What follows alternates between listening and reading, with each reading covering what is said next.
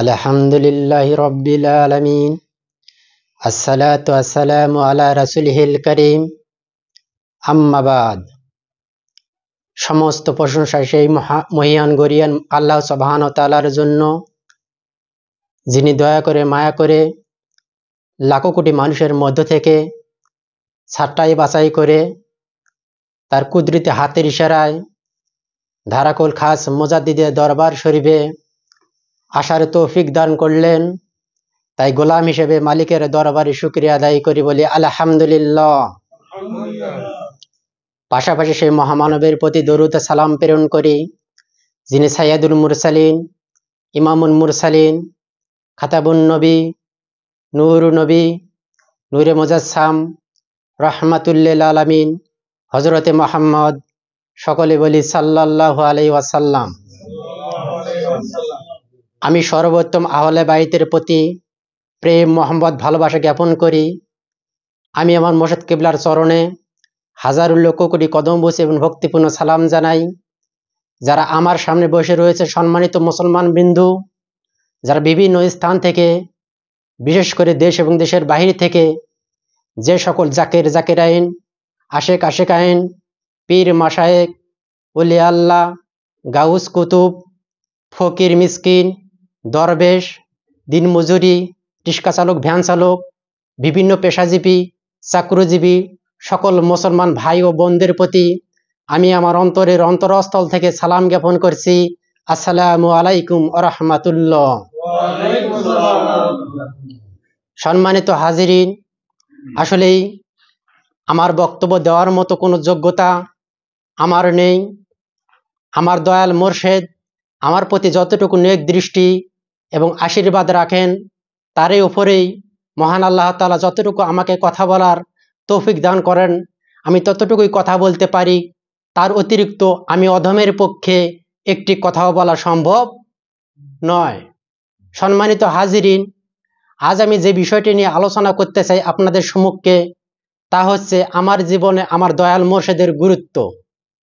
আমার শিক্ষা জীবনে আমার দয়াল মুর্শিদ তার কী রকম দয়া এবং আশীর্বাদ এবং নেক দৃষ্টি ছিল, সেটাই আপনাদের কাছে আমি তুলে ধরার চেষ্টা করব ইনশাআল্লাহ। সম্মানিত হাজিরিন, আমি কথা বলার শুরুতে আমি আমার পরিচয়টা দিয়ে নেই। আমি কথা বলছি রংপুর জেলা পীরগঞ্জ থানাধীন ৫ নং মদনখালী ইউনিয়নের অন্তর্গত ধারাকোল গ্রামের প্রধান গোত্রের আব্দুল হামিদের তৃতীয় পুত্র হোসাইন মোহাম্মদ আবু তাহের। কথা বলতেছি ধারাকোল দরবার শরীফ থেকে।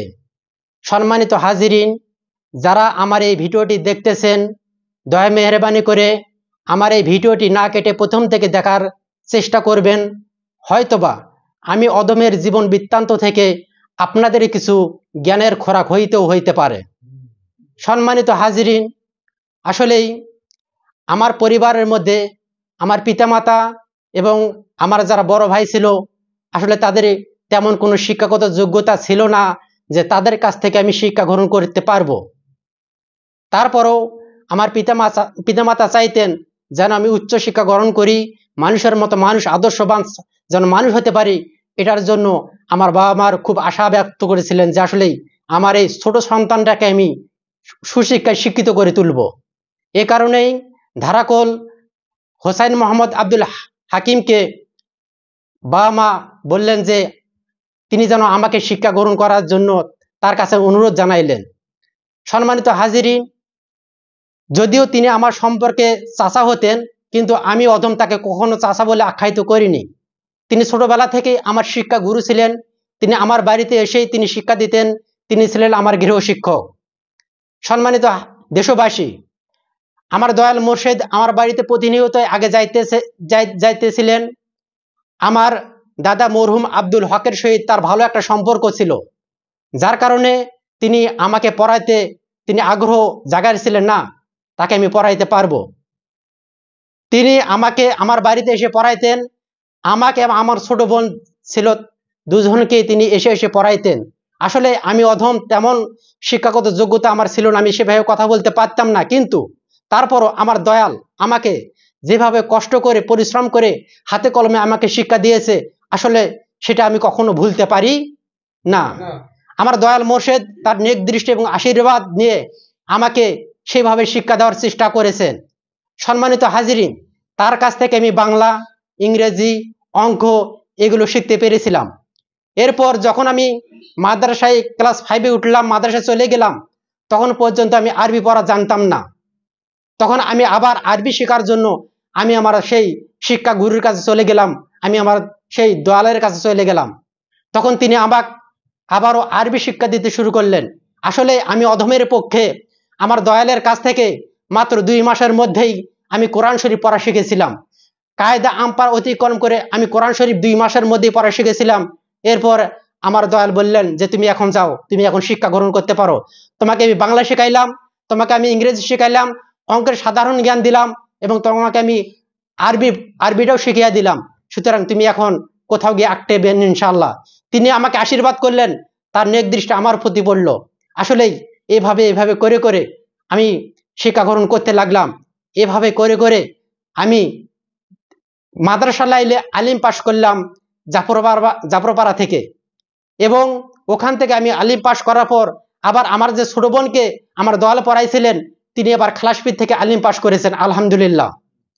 এরপর থেকে আমি বাংলা লাইনে বা বিজ্ঞান বিষয়ে পড়ার জন্য বিএসসি অনার্স আমি ভর্তি হয়ে গেলাম, আলহামদুলিল্লাহ। ওখান থেকে আমি কৃতজ্ঞতা অর্জন করে আসলাম। সম্মানিত হাজিরিন, আমি মাদ্রাসা লাইনে আলিম পাশ করেছি এবং বাংলা লাইনে বিএসসি অনার্স পর্যন্ত পড়ার সুযোগ হয়েছে। এতে আমার কোনো কৃতিত্ব নাই, সম্পূর্ণ কৃতিত্ব আমার দয়াল মোর্শেদের। তার নেক দৃষ্টি এবং আশীর্বাদ আমি অধমের প্রতি ছিল বিধায় এই জ্ঞান অর্জন করা আমার পক্ষে সম্ভব হয়েছিল। সম্মানিত হাজিরিন, আমি বিগত 20টি বছর ধরে আমি শিক্ষা অর্জন করেছি। বিভিন্ন জায়গা থেকে বিভিন্ন দলের সঙ্গে আমি ঘুরেছি, বিভিন্ন দরবারে বা বিভিন্ন কিসিমের মুসলমানদের সঙ্গে আমি চলেছি এবং হক বা সত্যটাকে জানার চেষ্টা করেছি। কিন্তু কোথাও গিয়ে আমি আমার মনের খোরাক, আমি আমার আত্মার খোরাক, সত্যিকার ইসলামটাকে আমি বুঝতে পারিনি। পরিশেষে যখন আমি বুঝলাম যে আসলেই ইসলামের সবগুলো খুঁটিনাটি বিষয়গুলো যখন আমার জানা হয়ে গেছে, প্রত্যেকটা দল সম্পর্কে যখন আমি জ্ঞান অর্জন করেছি, পরিশেষে তখন পর্যন্ত আমার একটা দল সম্পর্কে জ্ঞান অর্জন হয়নি, সেটা হচ্ছে পীর মুরিদি, সেটা হচ্ছে পীর মাশায়েখ সম্পর্কে। আসলেই পীর মাশায়েখ ধরা যাবে কি যাবে না?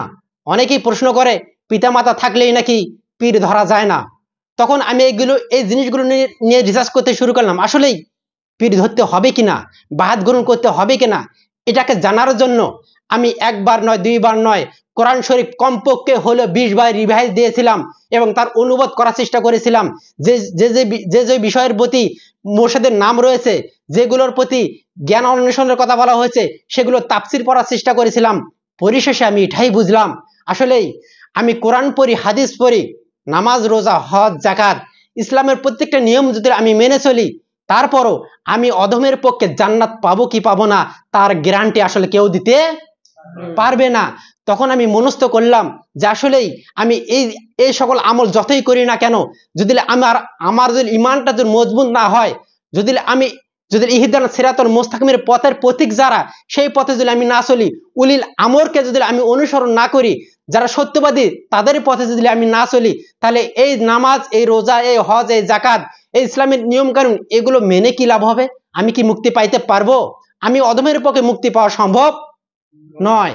এই কারণেই পরিশেষে আমি এটাই মনস্থ করে নিলাম যে আসলেই আমাকে সেই পীর ধরতে হবে, বায়াত গ্রহণ করতে হবে। কিন্তু কার কাছে হব, এটা নিয়ে একটা প্রশ্ন জাগলো। কিন্তু তাৎক্ষণিক আমার উত্তর এসে গেল যে আসলেই যার কাছে আমি প্রথম শিক্ষা গ্রহণ করেছি, যার কাছ থেকে আমি বাংলা, ইংরেজি, অঙ্ক, আরবির এগুলোর জ্ঞানচক্ষু উঠেছে, আমি শিক্ষা গ্রহণ করেছি, আমি আমার সেই হুজুরকে আমি ছোটবেলা থেকে দেখে আসতেছি, তার আচার ব্যবহার, চাল চলন, কথাবার্তা সবকিছুই আমার কাছে খুবই মাধুর্যপূর্ণ মনে হতো। কোনো দিক দিয়ে তার কোনো খারাপ কাজ বা ভুল কাজ আমার কাছে ধরা পড়তো না। এ কারণে আমি মনস্থ করে নিলাম যদি আমি আমার জীবনে মুর্শিদ হিসাবে যদি স্বীকার করেই নেই, সেটা হচ্ছে যিনি আমাকে প্রথম শিক্ষা দিয়েছেন, সেই শিক্ষা গুরুকেই আমাকে মুর্শিদ হিসেবে মানতে হবে। এটা আমি মনস্থ করে নিলাম। এরপর আমি বড় ভাইকে বললাম, বড় ভাই সেখানে মুরিদ হয়েছিল, বড় ভাইকে বললাম যে ভাই, আমাকে মুরিদ হতে হবে, আমাকে সেই আমার গুরু মুর্শিদের কাছে যাইতে হবে। তখন আমার বড় ভাই বললেন যে দেখো, প্রথম অবস্থায় মুর্শিদ তো কাউকে মুরিদ করায় না, তার ব্যাপারে আগে জানার চেষ্টা করে, আসলে সে কতটুকু মানবে, এগুলো নিয়ে প্রথম অবস্থা তাকে কিছুদিন তাকে বোঝার জন্য তাকে ডাক দেয়, কিন্তু সরাসরি কাউকে মূলত তিনি বায়াত গ্রহণ করান না। তখন আমি বললাম, না, যেহেতু আমি আমার মুর্শিদকে আমি চিনি, অবশ্যই যেহেতু তিনি আমাকে শিক্ষা দিয়েছেন, তার শিক্ষায় আমি এতদূর পর্যন্ত আসছি, সুতরাং আমি যদি তার কাছে যাই অবশ্যই তিনি আমাকে ফিরিয়ে দিবেন না। এরপর আমি সেই আমার হুজুরের কাছে চলে গেলাম খানকায়। আমি যাওয়ার সঙ্গে যখন সালাম দিলাম, আমার মুর্শিদ সালামের উত্তর দিলেন, বললেন যে আবু তাহের কি অবস্থা, এখানে রাত্রে এখানে আসলে কেন? তখন আমি বললাম যে আপনার কাছে আমি বায়াত গ্রহণ করার জন্য এসেছি। তখন হুজুর বললেন যে আসলে তুমি কি চাপে পড়ে এসেছো নাকি স্বেচ্ছায় এসেছো? তখন আমি বললাম যে হুজুর দেখেন, আপনার কাছ থেকে আমি প্রথম জ্ঞান অর্জন করেছি, আপনার কারণে বাংলা, ইংরেজি, আরবি পড়তে পেরেছি, সুতরাং এগুলোর আমি অন্ধ ছিলাম, অর্থাৎ আমি যদি আপনার কাছে না আসতাম আমি বাংলা পড়তে পারতাম না, অঙ্ক করতে পারতাম না, ইংরেজি পড়তে পারতাম না, আরবি পড়তে পারতাম না। এগুলো আপনার কাছে আসার কারণে যেহেতু আমি এগুলোর চক্ষু খুলে গিয়েছে, সুতরাং আমার অন্তরের চক্ষু খোলার জন্য আমি আপনার কাছে এসেছি। যদি আপনার নেক দৃষ্টি, দয়া এবং আপনার যদি পাজারি করতে পারি, হয়তোবা আমি অধমের অন্তর চক্ষু খুলে যাইতে পারে, সত্যটা বুঝতে পারবো। তখন দয়াল মুর্শিদ আমাকে বায়াত গ্রহণ করে নিলেন। আলহামদুলিল্লাহ, তার হাতে আমি বায়াত গ্রহণ করলাম। বায়াত গ্রহণ করার পরে আমার মুর্শিদ রূপে যেভাবে আমার কাছে মুর্শিদ রূপে এসেছেন, সেটা হচ্ছে এই, যখন আমি আমার মুর্শিদের কাছে বায়াত গ্রহণ করলাম, তখন আমাকে অনেকে প্রশ্ন করেছিল যে তোমার গুরু বা তুমি যাকে মুর্শিদ হিসেবে স্বীকার করেছো তার শিক্ষাগত যোগ্যতা কি? তখন আমি উত্তর দিলাম যে আমার মুর্শিদের শিক্ষাগত যোগ্যতা হচ্ছে মাদ্রাসা লাইনে দাখিল পাশ করেছেন। তখন তারা আমাকে উল্টা প্রশ্ন করে, তুমি আলিম পর্যন্ত আরবি লাইনে পড়েছো, আবার তুমি বাংলা লাইনে তোমার শিক্ষাগত যোগ্যতা অনেক রয়েছে, কিন্তু তুমি কেন একজন দাখিল পাশ করা একজন মুর্শিদের কাছে হাত রেখে বায়াত গ্রহণ করলে? তুমি তো চাইলে তোমার চাইতে জ্ঞানী লোকের কাছে তুমি বায়াত গ্রহণ করতে পারে, তখন তুমি তার কাছে অনেক ভালো ভালো জিনিস শিখতে পারতে, তুমি তোমার ঈমান ও আকীদা আর মজবুত বেশি করতে পারতে। তখন আমি তাদেরকে উত্তরটা এইভাবে দেই যে আসলে আমার মুর্শিদের চাইতে আমি কখনোই জ্ঞানী নই, আমি আমার মুর্শিদের জ্ঞানে জ্ঞানী, আমার জ্ঞানে মুর্শিদ জ্ঞানী নয়। মুর্শিদ আমাকে যতটুকু জ্ঞান দিয়েছে, তার জ্ঞান এবং তার নেক দৃশ্য এবং আশীর্বাদে আমার এতদূর পর্যন্ত যাওয়া সম্ভব হয়েছে। যদি আমি আমার জীবন থেকে আমার মুর্শিদকে বাদ দেই, আমার শিক্ষা গুরুকে বাদ দেই, আমার কোনো শিক্ষা নেই, আমার কোনো যোগ্যতা নেই, আমার কোনো কিছুই নেই, আমি একটা মূর্খ হয়ে থাকবো তখন। সুতরাং আমার দৃষ্টিশক্তি খুলে দিয়েছে আমার দয়াল মুর্শিদ, সুতরাং তার কাছ থেকেই আমি সত্যিটা জানতে পারবো, কারণ আমি আমার মুর্শিদকে ছোটবেলা থেকেই জানি এবং চিনি। তারপরও তারা যখন আমার কাছে বেশি প্রশ্ন করে ফেলে, তখন আমি তাদেরকে বলি যে হযরতে মুহাম্মদ সাল্লাল্লাহু আলাইহি সাল্লাম তার শিক্ষাগত যোগ্যতা কি ছিল? তার কি কোনো টাইটেল ছিল যে অমুক পাস তমুক পাস, এরকম কোনো কিছু ডিগ্রি ছিল? বরঞ্চ তাকে কোরআনে উম্মি হিসেবে আখ্যায়িত করা হয়েছে।